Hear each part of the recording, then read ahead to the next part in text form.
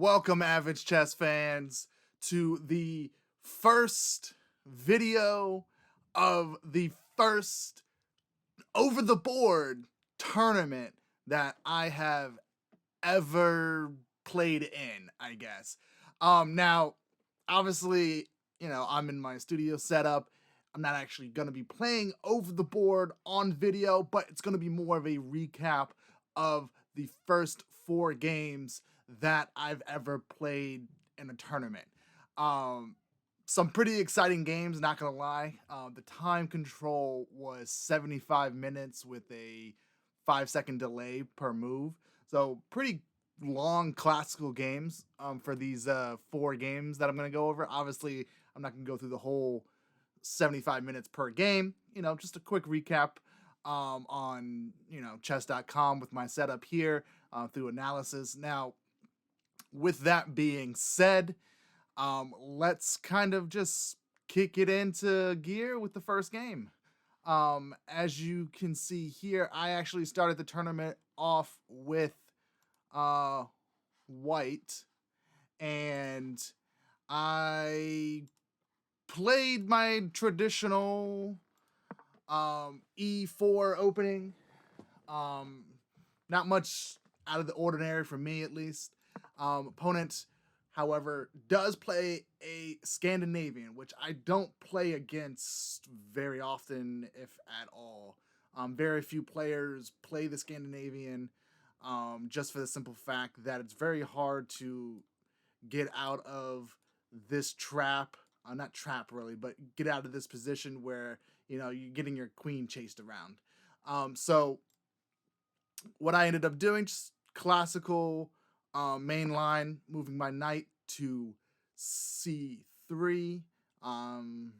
He advances like he should, attacking my knight, which goes to e2. And from here, my opponent, Brendan, as you can see on the right hand side, spelled very strangely with an E and an A at the end, but I digress.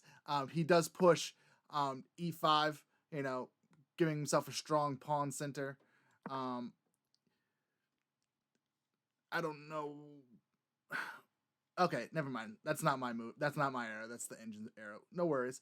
As you can see here, the engine wanted me to play knight to g3. I moved my pawn to g3 just in hopes of going here. So opponent does the right thing and he starts development while also attacking my e4 pawn. So just simple, protection of that pawn, d3. Don't know why it was a great move. I'll take the great move over best move, but I had nowhere else to go. I'm not, messing up my king side pawns any more than that here. So that was the only logical move. I guess that's the reason why they gave it a great move. From here, my opponent Brendan just continues his development. Bishop to e7, my knight to f3, attacking his pawn here, and protects it. Nothing out of the ordinary. Continues with his development. Instead of aficionadoing, I guess that word always throws me off. Instead of moving my bishop here, which arrow suggests I should do, I pushed and started attacking his center a little bit with c3. Engine gives me it as a mistake, but my opponent does exactly what I wanted him to do and takes it. Now, I was trying to create a strong pawn center, which is why I took with the pawn and not the. I wanted to say horse. My wife would be really excited that I said horse, but the knight.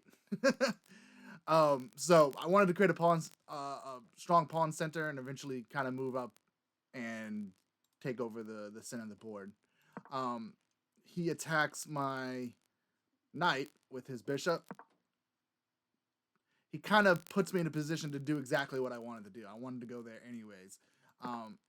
And he moves his queen over in anticipation of something probably along these lines here.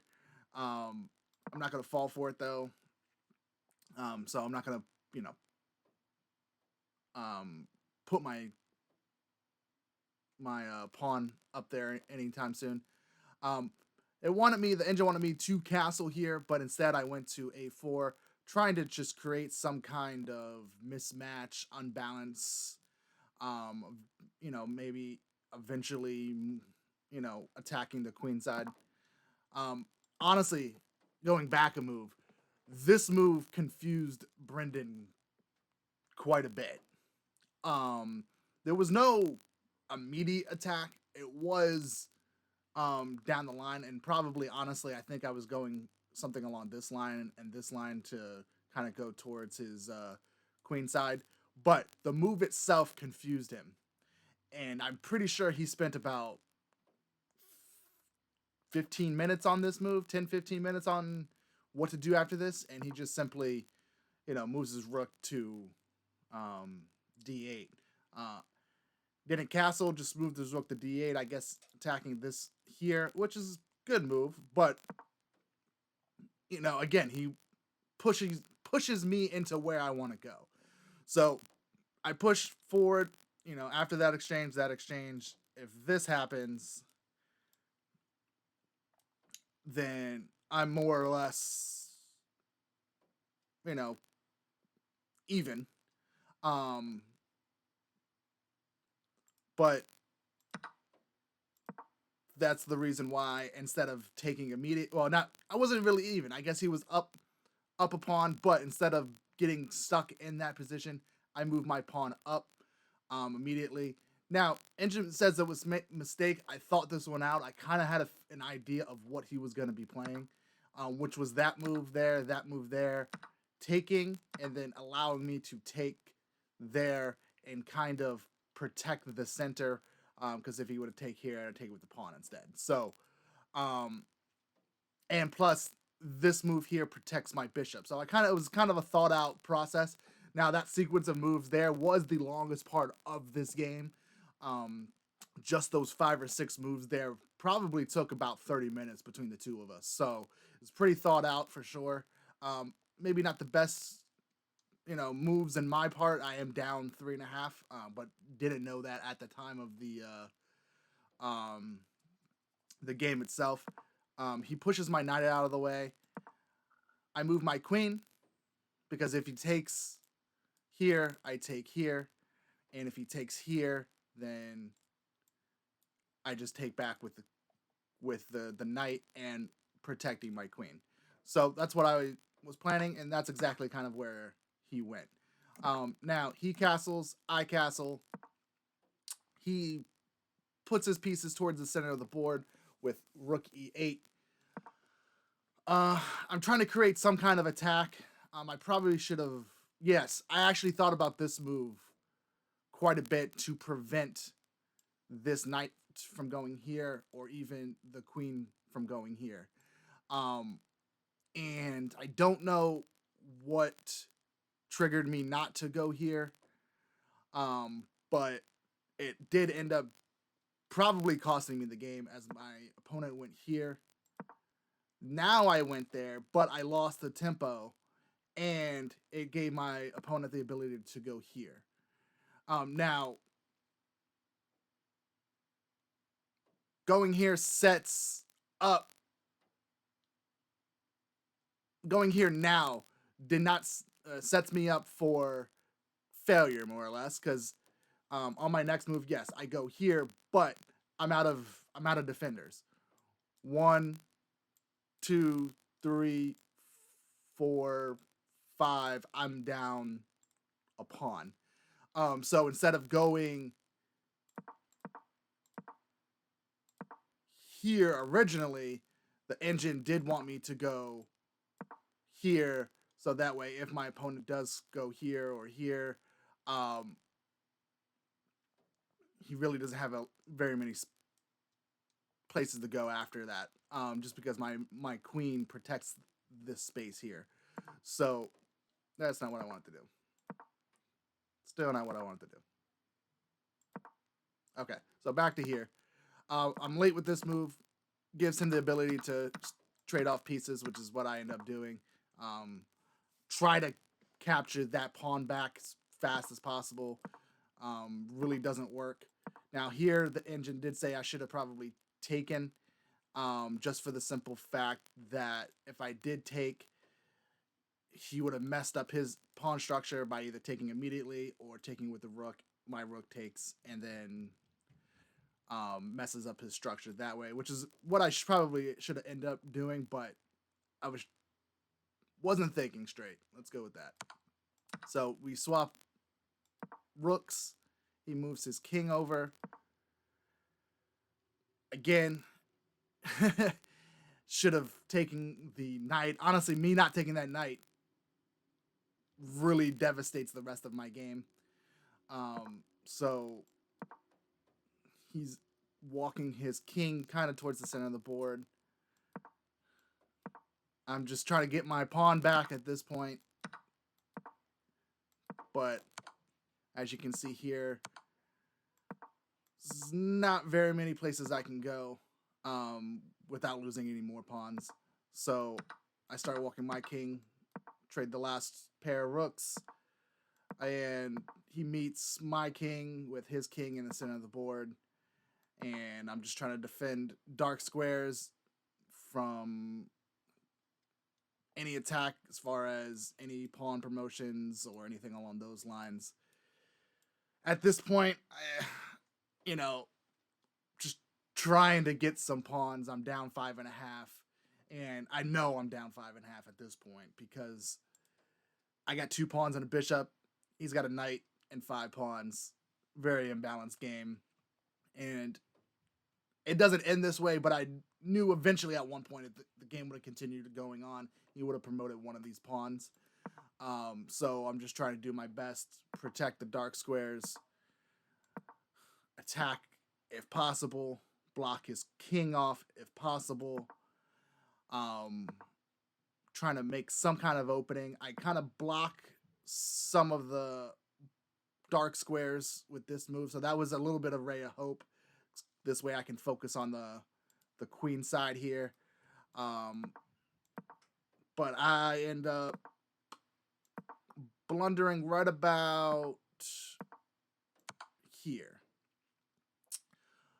Now, I ended up blundering kind of right there. I know it says an excellent move, but he puts me in check. If I move the king anywhere, he will take this pawn. I will be forced to take, and then he will take my my last remaining piece.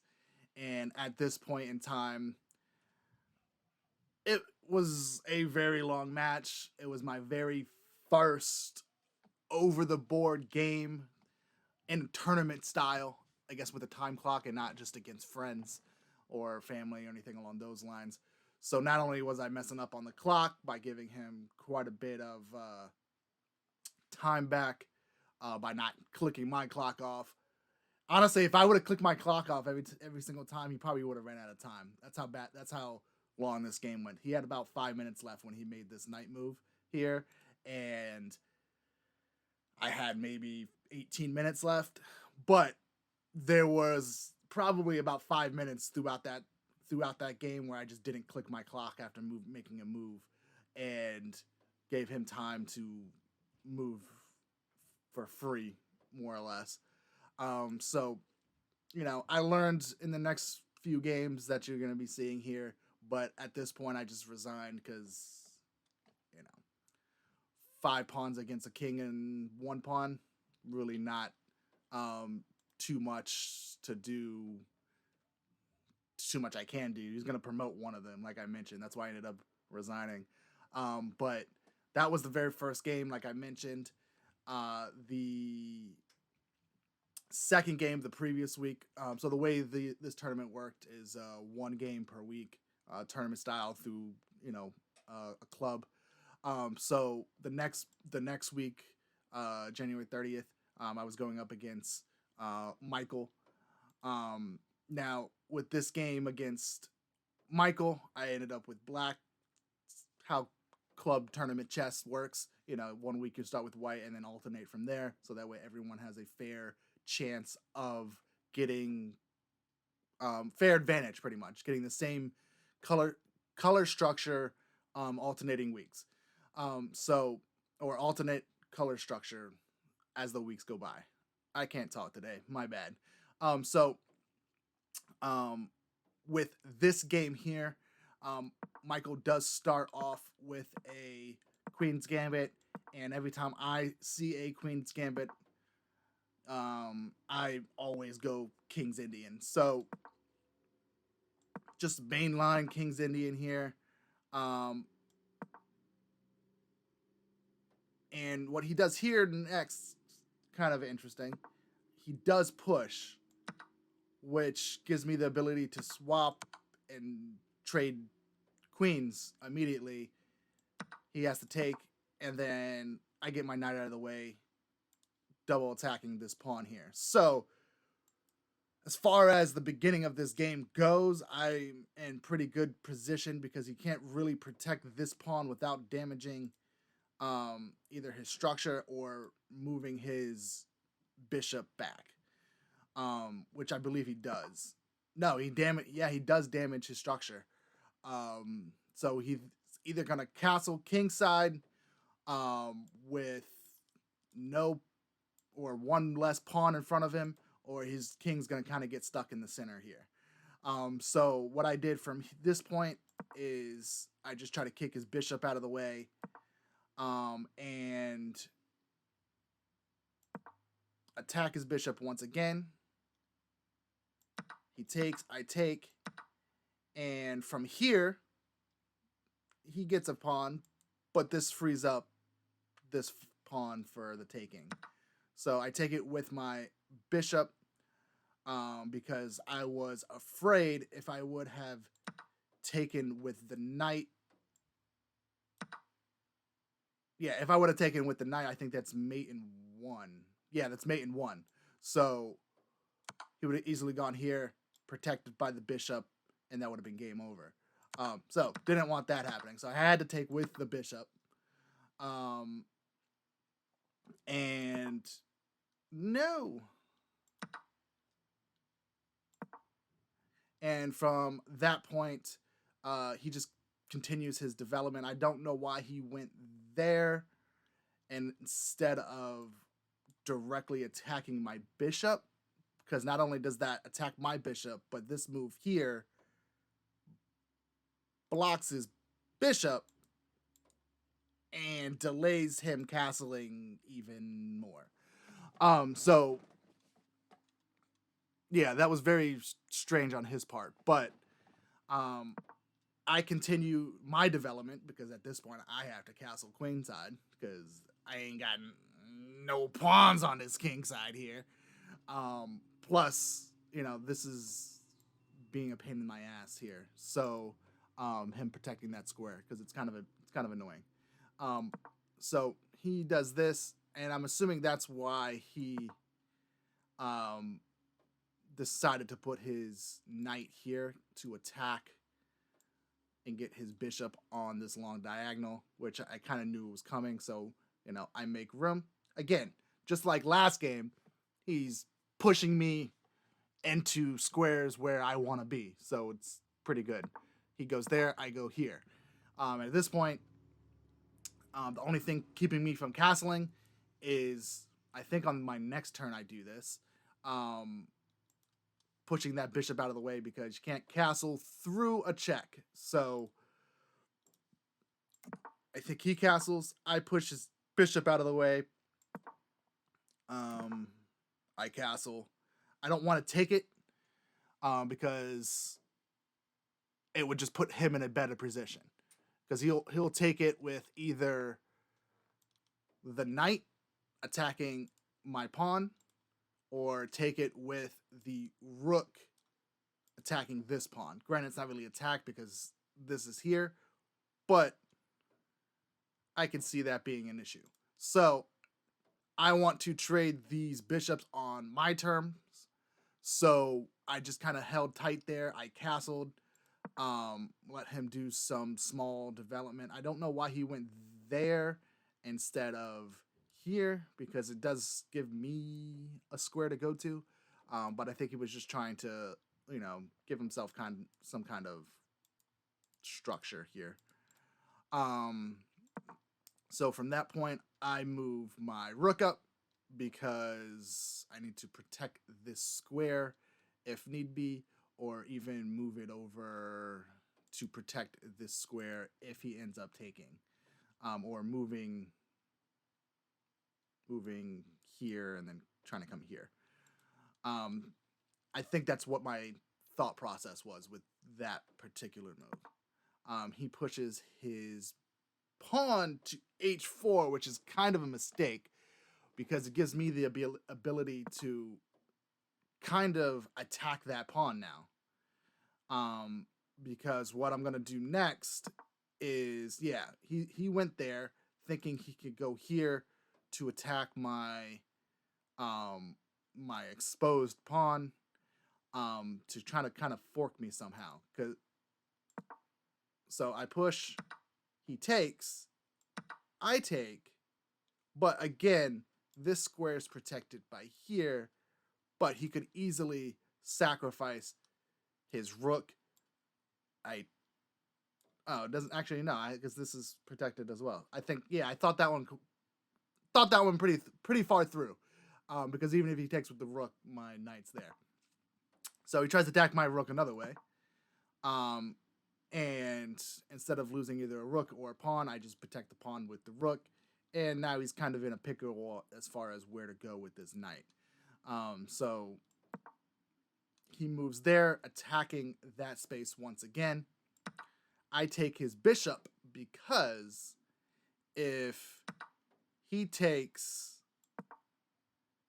I move here to protect this square. He attacks my knight, vulnerable knight, and move it to safety behind the protection of my pawn. Now, my idea with this is not only is protection from with the pawn, but if he ends up somehow taking with this rook or moving this rook off of this file somehow by either capturing it or just moving it in general, I can easily go here, forking his his king and his rook. So my knight's pretty comfortable right there, as far as I'm concerned. He pushes my knight out of the way. Now here, I make my first mistake, really. I move my knight here, thinking, oh, I'm just going to be down a pawn. Take. It's better than being down a piece if some type of exchange would have happened. Now, the engine wanted me to move, I believe, just back here. What was the best move? The best move was, even worse, here. So taking my eye off of this square kind of completely. So I didn't do that. He took, take. I push up because if he's going to take it, then I can take it back immediately. Now, that's when I kind of run out of pieces. I move here, and the issue with moving here is I took my eye off of the knight and the g6 square, as you see here. Surprise attacking my knight and putting my rook under attack. And honestly, I didn't even see the move until he took. So from here, he just continues to try to take my rook. I'm down an entire piece. Try to make something out of nothing here. Check, take, and the game continued from here. However, we were in such a rush that both of us did not keep track of our scorecards correctly.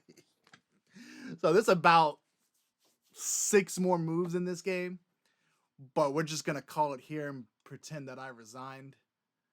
But it's my second game over the board. I was having clock issues. I was having scorecard issues.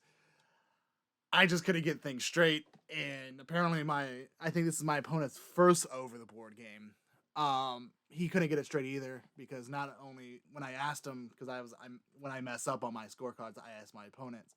Not only when I asked him, he was completely off. But not only that, but he was putting the notation the notation K for both his king and his knight. So when I took a screenshot of his scorecard, I was like completely confused on where he was moving and what he was moving. So yeah, that ended up in a disaster as far as the scorecarding goes, the score there. But I did lose that game. So now I am 0-2. My first 2 over the board games in a tournament style.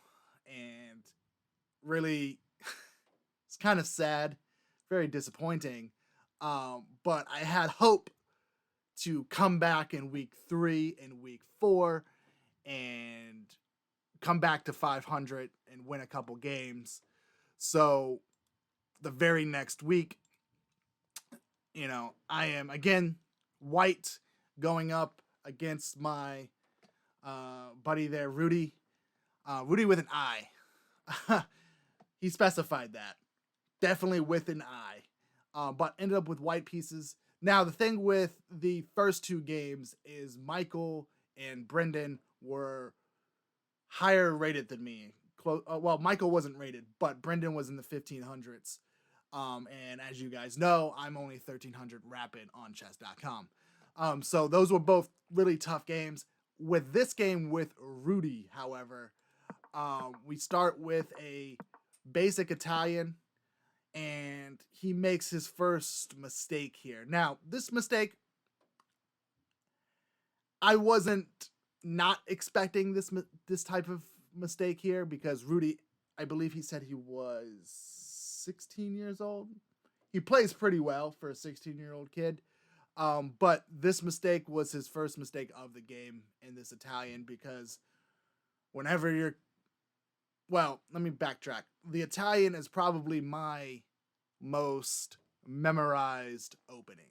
I play it all the time, whether you're going to be playing f6 here, or the queen to f6, or bishop to c5, or the anti-fried liver, or this mistake here, or this mistake here. There's really only one good move, or 2 good moves. You could have gone knight f6 as well, but either knight f6, the fuck is going on with my arrows? Knight f6 or bishop c5 are really only your 2 good moves against the Italian. Because once Rudy went, I don't know why I'm trying to move the pieces like it's not a recap. Queen f3, it just opened up an avalanche of queen moves that he wasn't able to recover from. Now he goes bishop c5, but he's too late, because I'm going to just push here, and if he doesn't go here or here, my knight is going to fork his king and rook and just be up material. So he does indeed go here.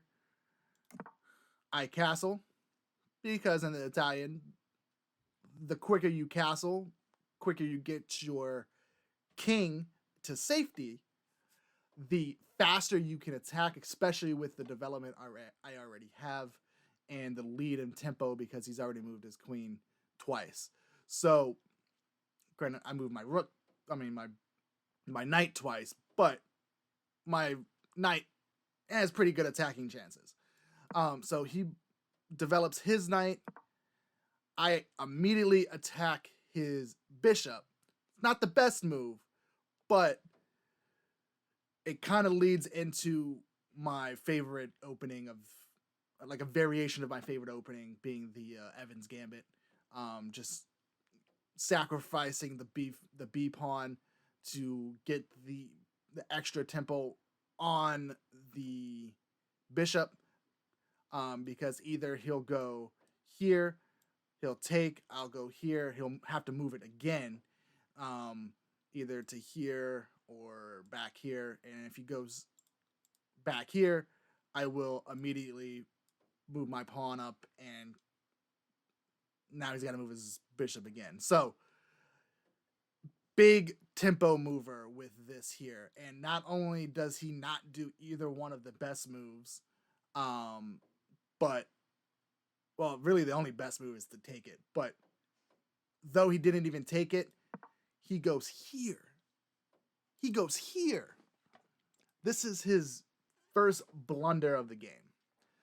Moving his queen here wasn't so much a blunder. It was as far as a mistake. Moving his bishop here was a blunder because now I'm just going to chase the hell out of it. First I take his knight, though, kind of get the queen off of this diagonal so I can start my attack. He has to take care of it either by messing up his pawns or with the queen, which is what he does. And from here, I go into attack mode. Boom. Boom. Here, I go A4. And A4 does one of two things. Not only does it initiate a trap on the bishop, but if my opponent sees that trap and decides to get his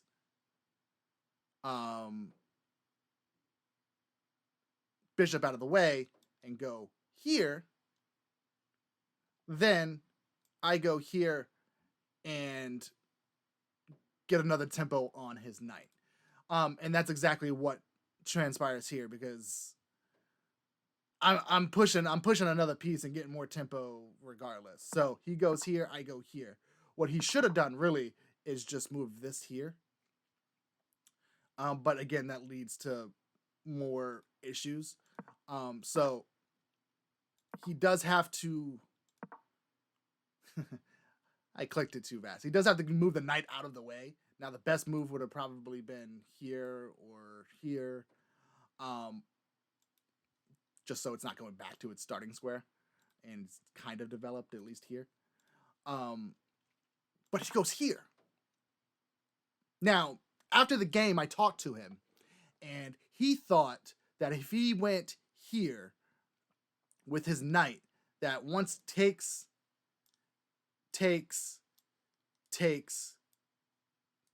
forgive my arrows, but once, I'm just gonna play the sequence. Once takes, he thought he could simply move this forward and attack and capture my rook. But he overlooked two things. Not only can I push this here, but the move I did play was just attacking his queen. Now, here, he has to move the queen from the protection, kind of from the protection of this pawn here. The only real space he could go to still protect his pawn is here and here, but I can easily kick it out. Or probably go here and then kick it out. but this pawn is gonna fall. There's no way he can protect it. If he tries to protect it here, I can en passant and move my bishop and take it. That pawn is falling. I'm gonna end up being +3. Now, the move Rudy does do, instead of protecting his queen and protecting the pawn at the same time, because that's ideally what you need to do here is protect both, he simply takes. And if any of you guys are watching out there, you can see the simple trap. I kind of set it up. I was actually not, wasn't expecting him to take it, but I threw it out there hoping he would, and he did. And if you're watching this and you can't figure out the trap that I put, the simple trap really, that I made with that move is simply rook to e1, pinning his queen to his king. Now, what he should have done, he should have just taken. But, well, yeah, he should have just taken. Actually, what he did was actually probably the best move. Pushing the pawn to protect it, so that way when I take, he's got some kind of structure and he's still protecting his queen. I mean, his king, and still can castle if need be. If he would have just taken, and then I would have taken check, and there's no way to get him out of check besides moving the king. So actually, he did make a pretty good move with pawn to d6. So I take this move here, bishop to a3, just prevents him from castling. That's literally the only reason why I moved there. Now, because I prevent him from castling, he's going to try to castle the other way. So he moves his bishop to e6, and I'm assuming going to try to castle, which is exactly what he did, because I move my queen here. Yes, he's going to take my bishop, but I'm going to take his pawn, and if he moves here to get out of check, I'm going to take his other pawn and take his bishop that he took my bishop for. Or if he goes here, I'm just going to move here and again take his bishop. So moving my queen here was a move that sets me up to take material, more or less. And to prevent that material being taken, he simply castles. Not a bad move. I take his bishop, he takes my bishop back, but now I'm up a pawn. Well, another pawn. I'm up 6 pawns, or 6 points of material at this point. And I'm attacking this, I'm attacking this. I'm just attacking all of his pawns. He's got to protect one of them, which is what he does. He goes here, and at this point, I'm threatening mate. I'm not even going to worry about this pawn right now. And here we enter the end game. As you can see on the left-hand side, mate in 11. I don't think I hit that mate in 11. I actually think I hit it sooner than that. Yeah, I think I hit it in mate in 4, actually, based on what his moves were. So he moves here. Good move, protecting the 7th file there, or the 7th rank. I go here, though. Now, this move here does one of 2 things. Not only does it threaten mate this way, but it opens up this rank for me to take and mate this way.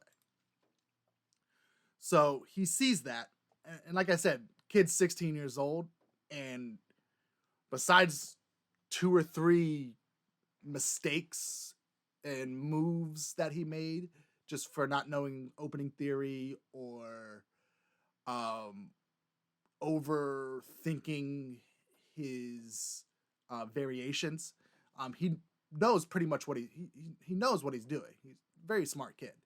And here he protects this, which he should, because that's sooner mate than not, by going here. Rook to e7. And from here, I take his pawn, do exactly what I said. I'm going to infiltrate here, and he only has one move. I'm actually very impressed that he found this one move. He only has one move to prevent mate on the next turn. And that's rook to d5. Rook to d5 opens up this d7 square. So when I go here, which is what I do immediately, he can go here. However, king to d7, the only legal move is mate in 2. Rook's protected by the pawn. Square right here is protected by the bishop. And the last rank escape for the king is protected by the queen. So, like I said, kid was great. For 16 years old, he played amazingly. Just I said, a couple mistakes here and there. And I gave him a few pointers. He doesn't play online, so he actually plays over the board. But I told him to start playing online just to play more often and get better at routines and patterns and things like that, and even do some lessons. He played great. Just a couple mistakes that led to positional advantage for myself and my first ever win for a over the board tournament. So I was super excited for that game. Ended up being the first winner of the night during that. I think I beat him with like 45 minutes left on my clock. I think I only spent, probably less than that. I think I only spent like 25 minutes on that game. But that's because the Italian is my go-to. I know the repertoire. I know each variation beyond bishop c4 for black and how to counter that. And it was just kind of over for him at that point in time. If he would have played Queen's Gambit like Michael did the game before, or the Scandinavian, well, not the Queen's Gambit, but because he was black, but the Scandinavian like Brendan did the first game, then he may have had a chance, because I don't play the fucking Scandinavian. Like, I'm surprised I did so well against Brendan, because of the simple fact that I fucking hate the Scandinavian. So kid did great. He just picked the wrong opening and let me play my opening and made a couple mistakes, and I took advantage. But kid was doing good, and I was feeling a little hype about getting my first win. So during the next week of games against Dan here, I was super hyped to get my second win and get to 500 for my very first tournament. So knowing I was going to end up with black, I did some preparation, the week heading up to it, and kind of, did some King's Indian stuff in anticipation for Queen's Gambit. Did some Gaccho's Piano, anticipation for the Italian, and some other variations as well of black, for the most popular openings.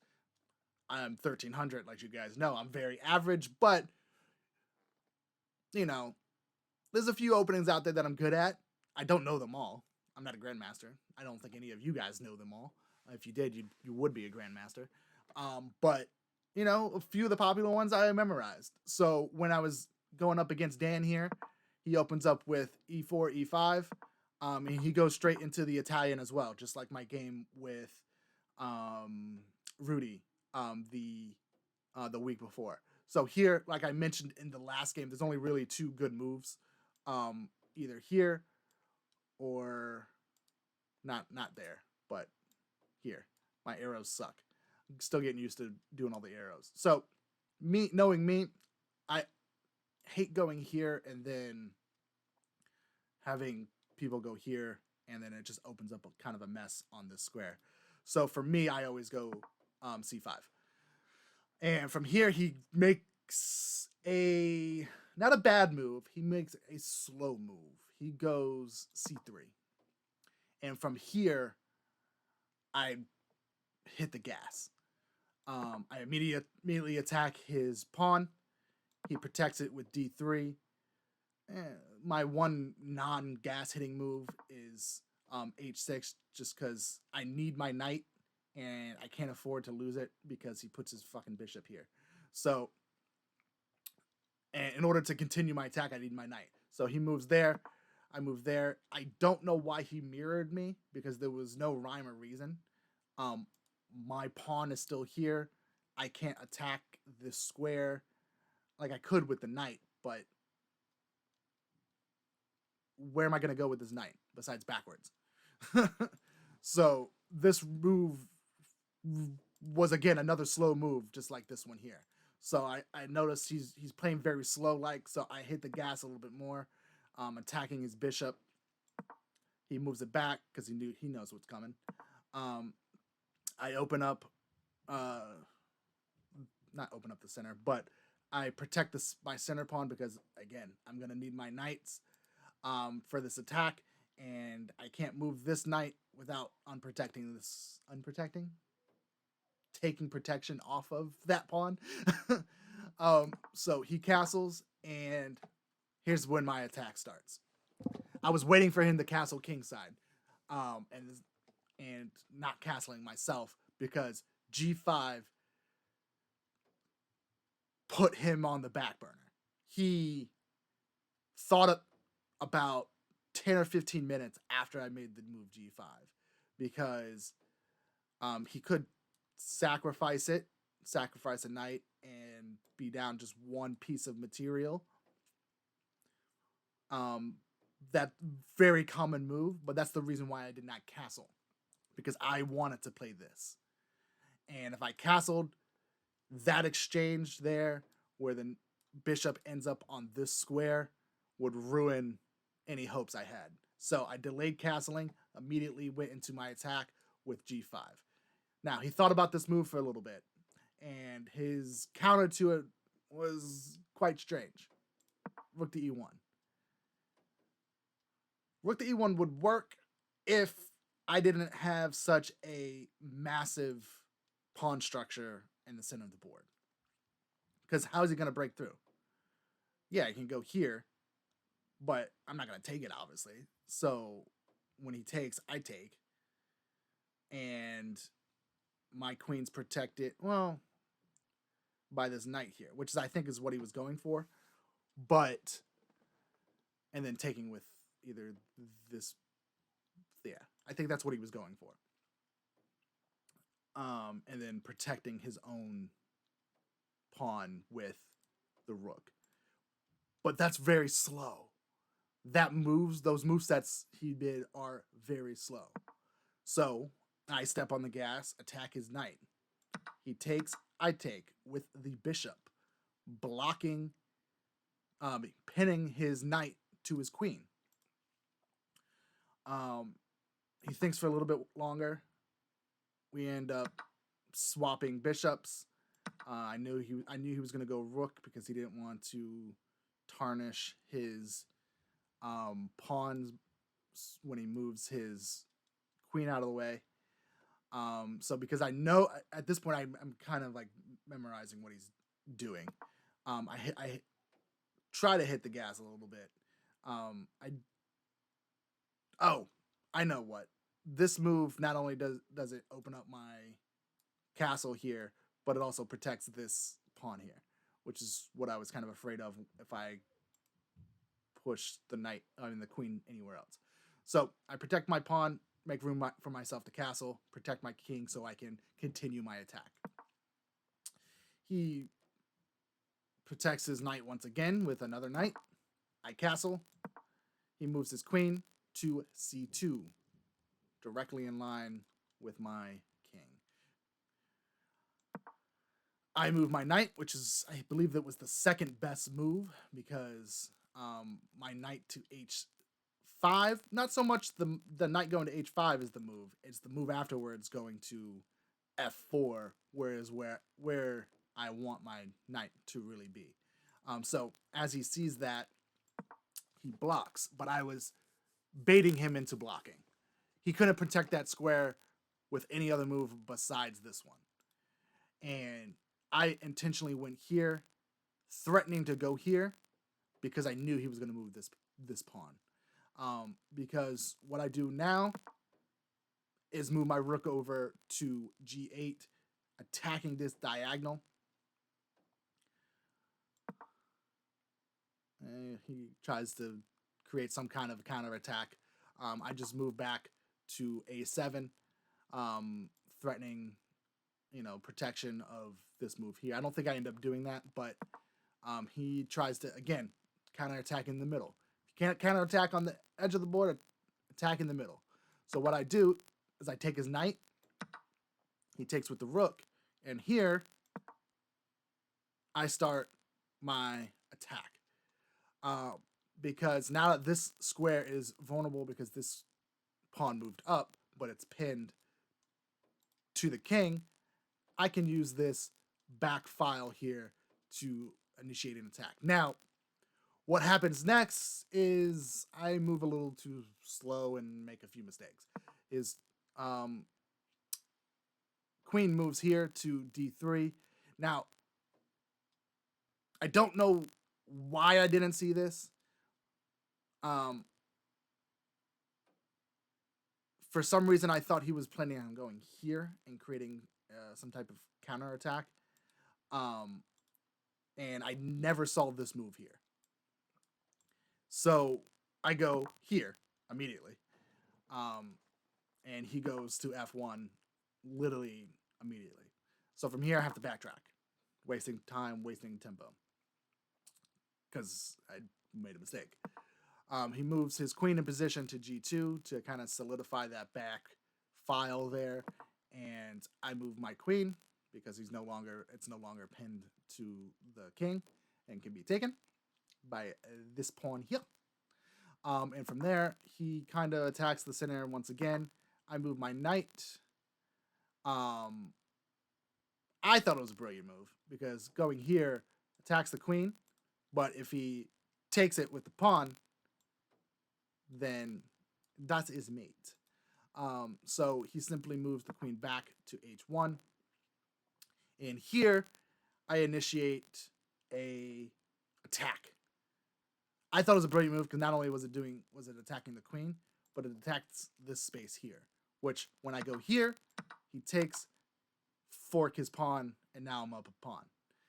That was the design of this move originally. Is I saw this. I was actually hoping he wouldn't take, thank God. So I was trying to attack fairly quickly. And again, if he takes here, then I just take his rook, and I'm up 2 points of material. So I kick it out, attack, boom, boom, boom, and now I'm up a pawn, and I'm attacking his rook. He moves his rook out of the way, takes my pawn. I attack his bishop. Now this move here is good and bad. And I'll tell you in a second why it's bad. It's good, obviously, because I'm attacking the bishop. You got to move it once again. Whatever. The bad part is after this move, I don't see this. Checkmate. And I'm sitting here. It took me a few minutes, to be honest. I'm sitting here thinking, why did he move that pawn to be taken very easily? I literally thought that almost out loud. And my only thought process was him trying to push his pawn, last desperate attempts, because I'm sitting here on amazing attacking chances, either here or here. And I don't see this. So I immediately, not immediately, but after about 10 or 15 minutes of not seeing that move, I moved rook to f8.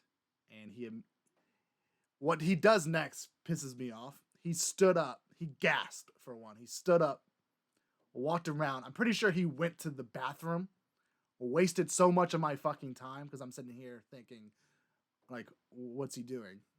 Just fucking take the rook. You got no other choice. And he comes back down after going to the bathroom and immediately moves his queen and says, good game. And it fucking pissed me off because that's kind of unsportsmanlike, but fuck that guy. Fuck Dan. He's an asshole for that move. But, you know, it was a good game. One mistake of mine, not catching the reason for this pawn movement here. And just immediately being checkmated. Like I said, I had attacking chances the entire game. Pretty sure I had him on the back burner more than he had me. So, yeah. That's how that went. That was my first tournament, over the board tournament, first 4 games, and didn't really get the result I wanted. Almost had that 2-2 record. I was going to be happy with a 500 record, but ended up 1-3. My only win was against a 16-year-old kid. And now I'm just waiting for the next tournament for my new chess club that I've joined. I think it's in a couple weeks. Actually, I think it's next week, actually. But this last tournament ended like 2 weeks ago. When was this last? The 13th. Yeah. So it ended the 13th of February, a month ago. And I am just now getting to the point of recording this recap and uploading it. But that's my fault. Hopefully the next over the board tournament is, 1, a little bit better. 2, I upload a little faster now that I got OBS. And I do appreciate you guys for dealing with my audio and video issues with the last video I uploaded with Gotham Chess. Congratulatory video for Streamer of the Year. But guys, that's pretty much all I got for you today. I hope all of you have a above average rest of your day. I'm Joe. This is Average Joe Chess. See you later.